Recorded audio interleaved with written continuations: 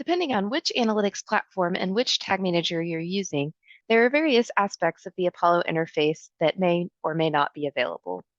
Using Adobe Analytics and Adobe Launch as the tag manager, you'll have access to the full suite of functionality, including documents such as the solution design reference with all of your variables, assignments, descriptions, and settings, your data layer documentation with all of the details of the data layer pushes for the developers to implement, and all of the items configured in the tag manager to receive the data, such as the rules, data elements, and extension configuration necessary in order to collect the data in Adobe Analytics.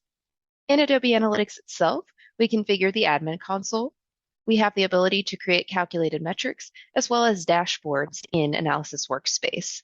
We also create a QA plan and document that's available for download that shows all of the events and attributes that are expected to fire that you can use during the testing process. We offer a similar set of items for the modern analytics implementation using the XDM schema that gets generated. It's a very similar set of items, with the differences being that we're able to perform the edge configuration rather than the admin console configuration, since that doesn't apply here. We're able to create the XDM schemas, which are specific to this tier, and then we're able to set up the admin console. So slightly different, but very similar. Using Google Analytics 4 and Google Tag Manager, we create the same set of documents, the SDR, the data layer documentation.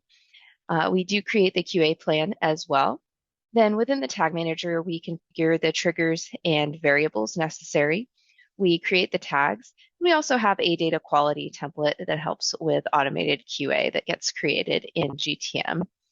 So among these different platforms, the main differences are that calculated metrics and dashboard generation are specific to Adobe Analytics via Launch at this time. And those will be forthcoming to the GA4 via GTM tier in the next coming months.